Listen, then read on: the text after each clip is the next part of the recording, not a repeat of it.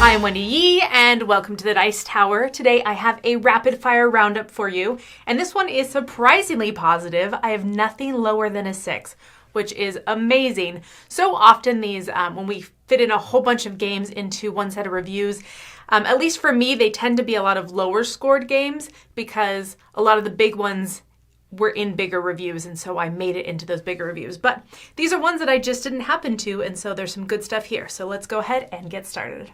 Knarr is a Viking card game that fits in a little box and surprisingly has a lot to it. So in Knarr, you have cards in your hand and you're trying to play a card based on its color. You play it into a stack that matches that color already. So if I play a purple card, I play it into the purple stack.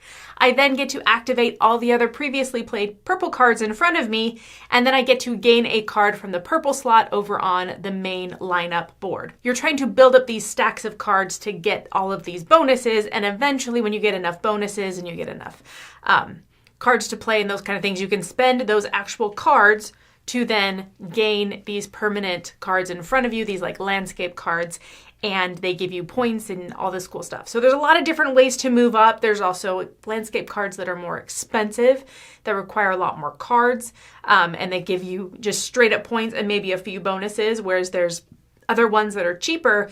They give you lots of bonuses, and they kind of help build your engine in a different way. So strategically, there's a lot going on with this. It's also fascinating that you're building your engine and then you're tearing it down. And so you're like, oh, I want to use it to its maximum potential. But at the same time, like I have to get those victory point cards. And so there's just some fascinating stuff going on. There's 3 different kind of main strategies that I can see you focusing in on. But I like that you can dabble in a little bit of everything. So there's some cool things going on. There's some fun card play. There's some interesting ways to mitigate your luck as to what colors you have.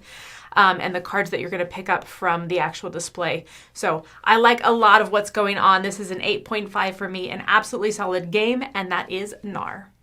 Empire's End. This is one of my lower scoring games. So this is a game where everyone has this civilization of cards in front of you, and as those, I guess progressively throughout the game, bad stuff happens and you progressively have to burn those cards. You literally flip them over and they catch on fire. But also throughout the game, you can move cards around, you can upgrade cards. There's various and stuff that goes on so that you can build a better civilization. But this is one of those games where you have to understand that bad stuff's happening and you're just trying to mitigate how terrible that is instead of like trying to grow and actually have this amazing growing civilization. So, I mean, it's literally called Empire's End because this is the end of a civilization and you just want to be the least destroyed civilization by the end of the game. And so this one is a 6 for me. Once again, it's not my style of game in the sense that bad stuff is constantly happening and you're just basically trying to be like, I'm going to avoid the bad stuff this time. I'm going to pay to avoid it. You know, I don't have to lose important buildings. And so it's a 6 because I could see myself trying it again maybe, but not really. I'm not going to actively go out of my way to play this. I thought it was fine. I thought there were some interesting elements to it, but at the end of the day, just a 6 for me. So that's Empire's End. Get On Board Paris and Roma. So this is in the Get On Board line, which was originally Let's Make a Bus Route and then reprinted as Get On Board. And now we have this second edition, different map kind of thing.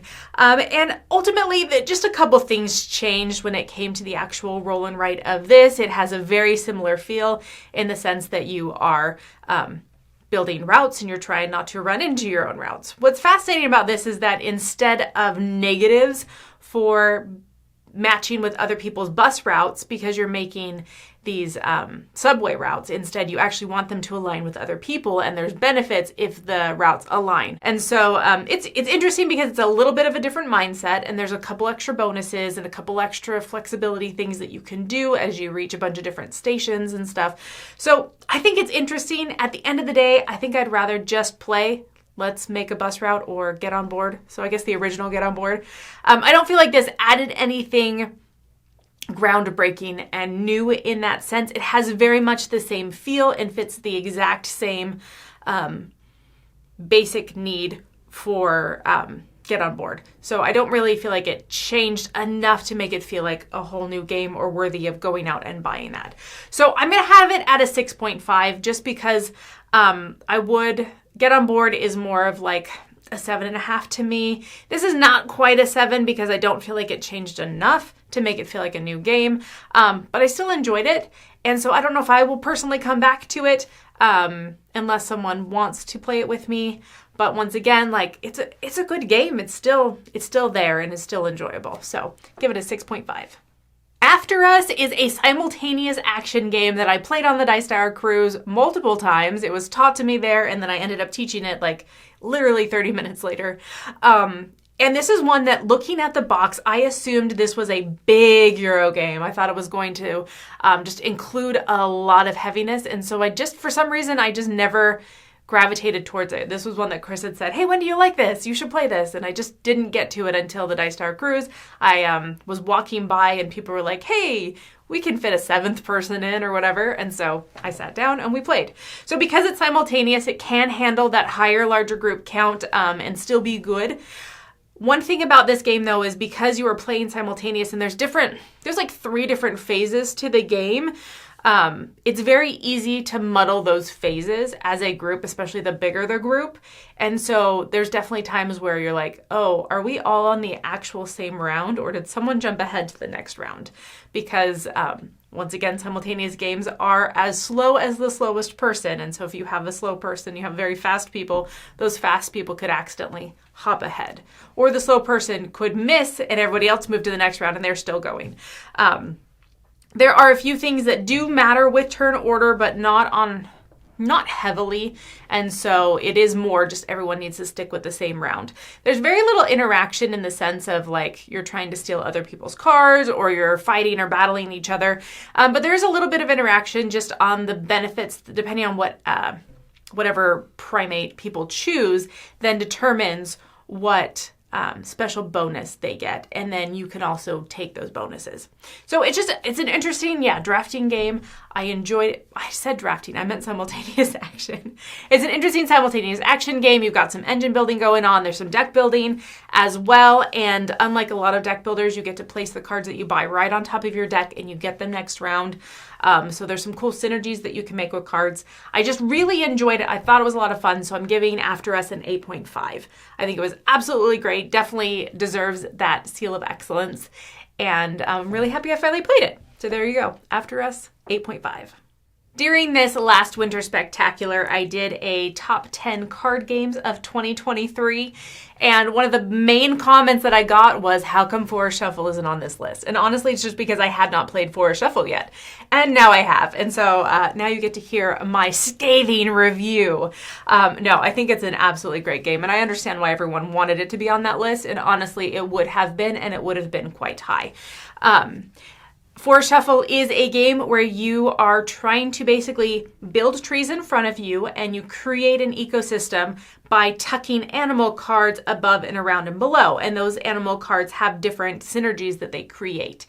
For example, an engine that I made happened to be a butterfly engine, and so I needed a variety of butterflies.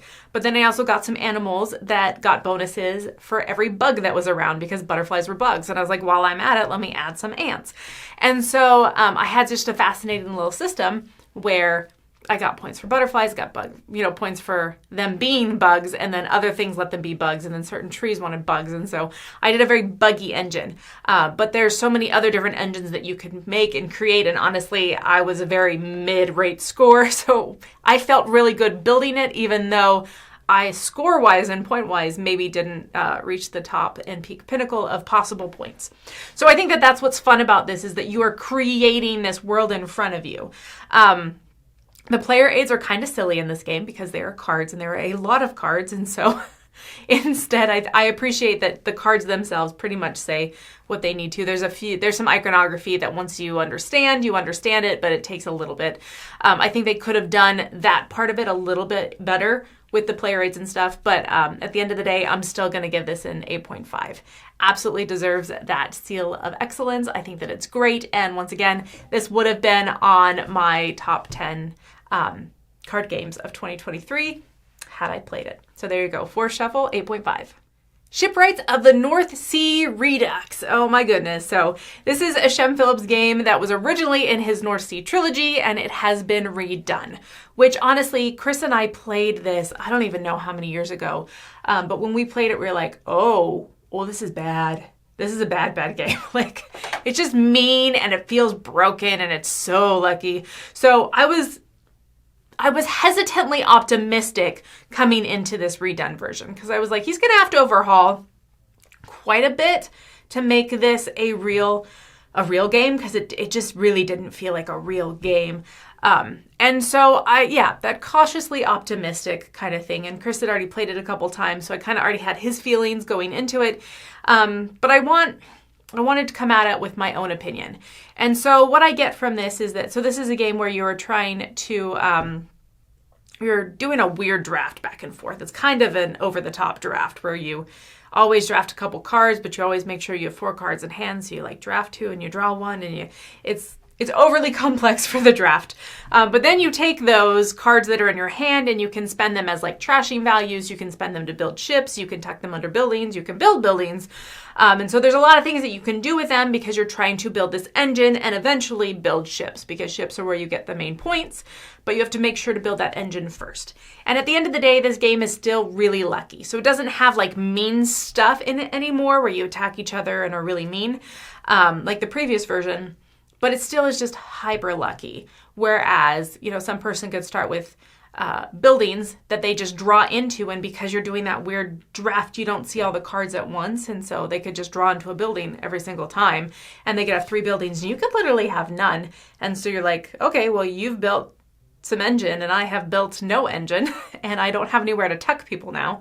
So yeah, it's just lucky. It's fine. So this one is a 6 for me. I'm not going to come back to it. I think that he greatly improved it, and I appreciate that, so that it's not just kind of this North Sea trilogy meh thing. But also I feel like, man, if we just redone it, could we have done better? I don't know.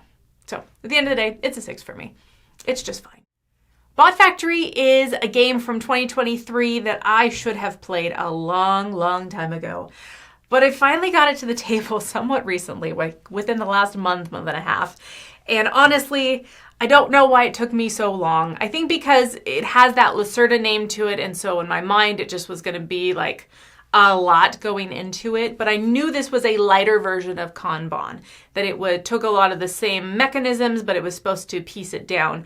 And I know Camilla and Chris gave it a relatively good score. And so this was one that I was like, I want to do this. I want to play this. And so I finally got it to the table and I played it and I was like, sweet, I liked it. I liked everything about it. And having played Kanban, I was like, everything is logical here.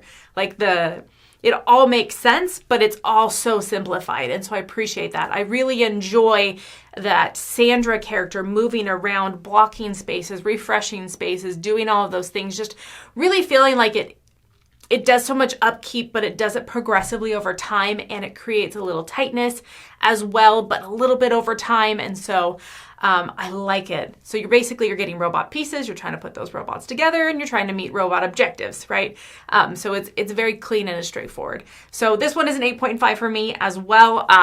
Just really enjoy it. I think that it is a great game. And for a miniature Lacerda, this is definitely one of like the best mini Lacerdas that there have been so far. So there you go.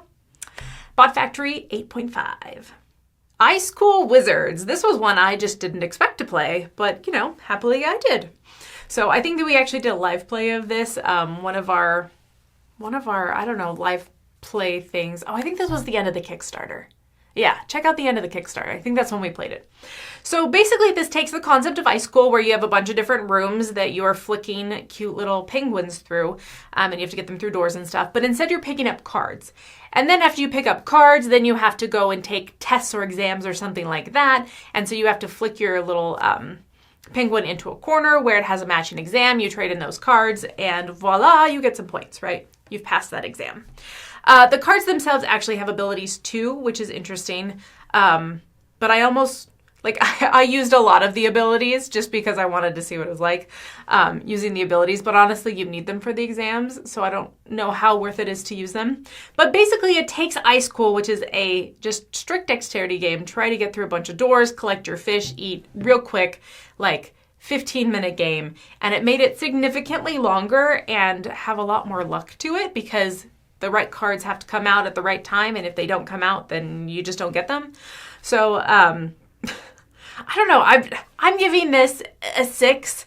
I'm sitting there kind of debating between a 5.5 and a 6 because I feel like it's fine, but I liked Ice School for the simplistic, just dumb kid fun that it is of just flicking around penguins.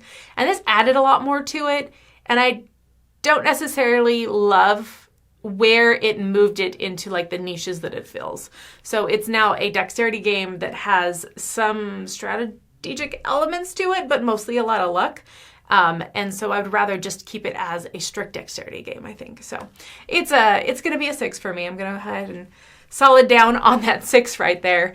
But yeah, I would just rather play the original. This one was just fine for me. So there you go. Ice Cold Wizards. Wormspan Dragons, right? Dragons instead of birds. So I personally have never been a Wingspan fan. Particularly, I felt like the dice in the game to be able to get those resources that you use to attract the birds was so lucky that it just ruined the game for me. It really did. Like, that was the key part. That was the crux of why I didn't like Wingspan. The giant deck of various and sundry birds and not the birds coming out that you want, that was very minor because there's a lot of games that do that, and I'm okay with that in general. It's not my favorite mechanism, but I'm fine with it in general. But yeah, it was really those dice. And so coming into Wormspan, everyone had said, well, it gets rid of the dice. And I was like, okay, I'm going to come at this from like, hey, I will probably really like this game then, because I liked a lot of what else was going on in Wormspan. And this definitely is Wingspan, very much so. Like, this feels like a second edition, second iteration, almost reminds me of like a second Azul kind of game. And so it has tunnel or like caves that you're tunneling into, and then you're adding the dragons into the cave, and then you can fire off the cave from left to right. You can explore into it and see the dragons and stuff. And so, yeah, it very much, it is Wingspan to me with some extra elements to it, and then getting rid of those dice. Literally, when you choose a resource, you can choose any one of the resources that you want. There you go. So I enjoyed it. I thought it was a lot of fun, and I was just very happy with it in general. I enjoy that idea of building an engine, trying to make choices as, do I want endgame points? Do I want to add stuff to my cards so that I can get points, but also have resources to spend now? Like, you can add a bunch of eggs to your cards. They're worth points at the end of the game, or you can spend them for other things. I enjoy that as you explore, there's certain cards that have exploration bonuses. So you're like, okay, I'm exploring to get resources. I'm exploring to get cards. I'm exploring to get new caves, as well as these cool powers and abilities. Also, the objectives that happen every round, having a new objective to work towards, I think that's always fun. It does add a little bit of randomness too as the cards come out, whether someone can or cannot meet those objectives. But they're not bad. They're not bad. A lot of it's like filling up the top row or filling up eggs or those kind of things. So I think they're pretty much all obtainable, even if you don't get the particular lineup that you need on your turn. So Wormspan, definitely 8.5. It gets a solid good score for me and that seal of excellence. So there you go. That is Wormspan. And this was your rapid fire roundup. So thanks for joining me today. I'm Wendy Yi. I hope that you get to check out all these wonderful games, and I'm glad that I got to have a super positive rapid fire roundup for you all. Take care and have a great day.